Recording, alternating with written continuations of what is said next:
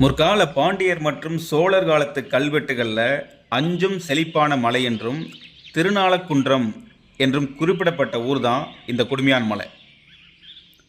கிபி 12ஆம் நூற்றாண்டிலிருந்து இந்த கிராமம் சிகாநல்லூர்னு அழைக்கப்பட்டிருக்கு. இதற்கு காரணம் இங்கே இருக்க சிகாநாதர்னு சொல்கிற சிவபெருமான் ஆலயம்.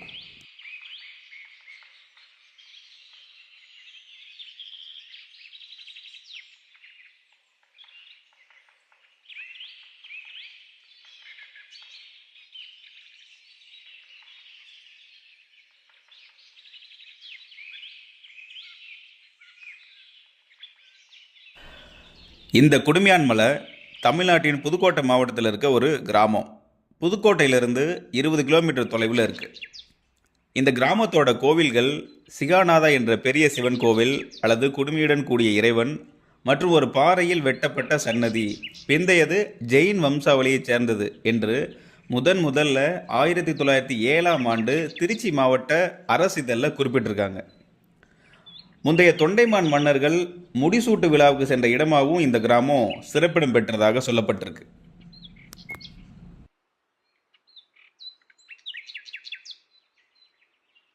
மல்லப்ப பல்லவராயரின் ஆட்சியான 17ஆம் நூற்றாண்டின் கல்வெட்டுப்படி குடுமியான்மலை என்ற பெயர் பெற்றது இந்த ஊர்.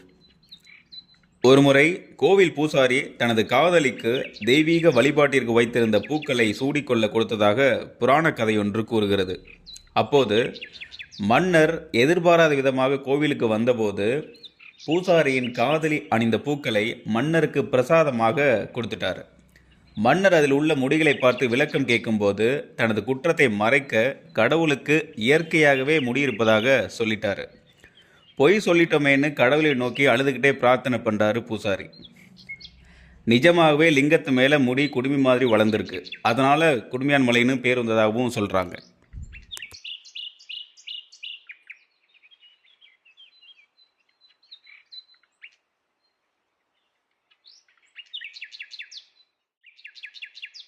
ஆரம்ப நூற்றாண்டுகளில் குடுமியான் மலை ஒரு முக்கியமான ஜைன மையமாக இருந்திருக்கு. இது ஜெயின் துறவிகளுக்கான பாறைகளில் வெட்டப்பட்ட படுக்கைகளால் உறுதி செய்யப்படுது. இது மலையோட தென்மேற்கு பகுதியில் இயற்கையான குகையில் காணப்படுது. இந்த குகையில் கிபி 2ஆம் நூற்றாண்டோட பிராமி கல்வெட்டு இருக்குது. தற்போதைய இந்த கோவில் பல்வேறு காலகட்டங்களில் மேற்கொள்ளப்பட்ட தொடர்ச்சியான வளர்ச்சி தான். கர்ப்பகிரகம், அர்த்த மண்டபம், மகா மண்டபம், சபா மண்டபம், ஆணிவெட்டி கல் மண்டபம், ஆயிரங்கால் மண்டபம் ஆகிய எல்லாமே இங்கே இருக்குது. நுழைவாயிலில் அனுமன், மத்திய அவதாரம், கூர்ம அவதாரம், வராக அவதாரம், நரசிம்ம அவதாரம், ரதிகாமம் போன்ற சிற்பங்களை ஏந்திய ஒற்றைக்கல் தூண்களை கொண்டது இந்த ஆயிரங்கால் மண்டபம்.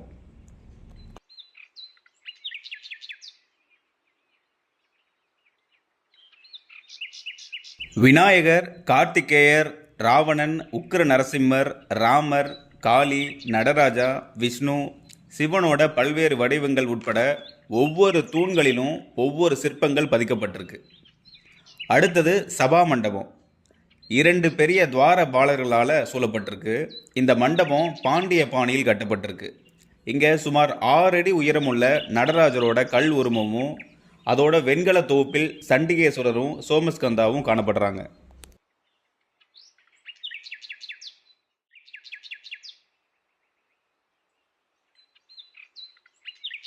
அடுத்து மகா மண்டபத்தில் அதிக வெண்கல சிலைகள் விநாயகர், சுப்பிரமணியர், சம்பந்தர், மாணிக்கவாசர் என 2 நாயன்மார்களும் உள்ளனர்.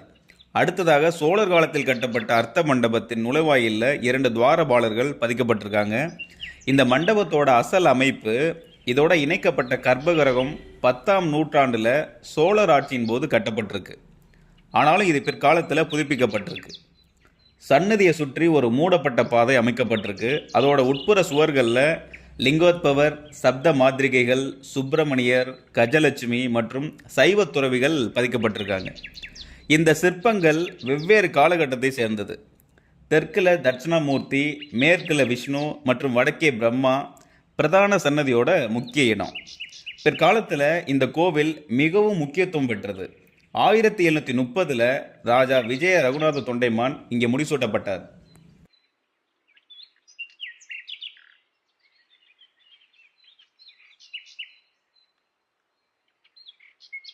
1773 அவரது இராணுவ தலைவர்கள் லிங்கப்பா மற்றும் ரகுநாத சேர்வைக்கர் பொது நலனுக்காக தொட்டிகள் அமைச்சாங்க. 1872 ராஜா ராமச்சந்திர தொண்டைமான் இதோட 2 சிவாலயங்களுக்கு கும்பாபிஷேகம் பண்ணார்.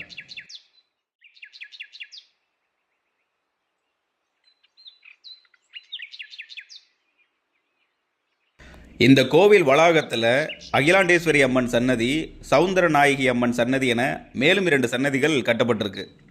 அகிலாண்டேஸ்வரி அம்மன் சன்னதி பிரதான கோவிலோட மகா மண்டபத்தின் பிரதர்சன பாதையில் அமைஞ்சிருக்கு. இந்த சன்னதியின் முன் ஒரு ராசி மண்டபம் இருக்குது. இந்த கூரையில் 12 ராசிகள் செதுக்கப்பட்டிருக்கு. இதன் நுழைவாயிலில் கஜலட்சுமியோட ஒரு அழகிய மகர தோரணம் அமைஞ்சிருக்கு. சவுந்தரநாயகி அம்மன் சன்னதி குகை கோயிலுக்கு தெற்கே அமைஞ்சிருக்கு. இது குடுமியான் மலையோட நடன கலைஞரால் கட்டப்பட்டிருக்கு. கிபி 13ஆம் நூற்றாண்டு மற்றும் பாண்டிய மன்னன் ஜடவர்மன் வீரபாண்டியரின் 11ஆம் ஆட்சியாண்டு காலத்திய கல்வெட்டின்படி துர்க்கை ஆண்டரின் மகள் என குறிப்பிடப்படும் தேவதாசி உமையாள்வின் ஆட்சி கோயிலோட சில நிலங்களை 73,300 பொற்காசுகளுக்கு வாங்கி இந்த அம்மன் சன்னதியை கட்டியிருக்காரு. இந்த சன்னதி கர்ப்பகிரகம், அர்த்த மண்டபம் மற்றும் முகமண்டபம் ஆகிய 3ஐ கொண்டது. மலைக்கு மேலே ஒரு சுப்பிரமணிய சன்னதி உள்ளது. இது கிபி 13ஆம் நூற்றாண்டில் பாண்டியர்களால் கட்டப்பட்டது.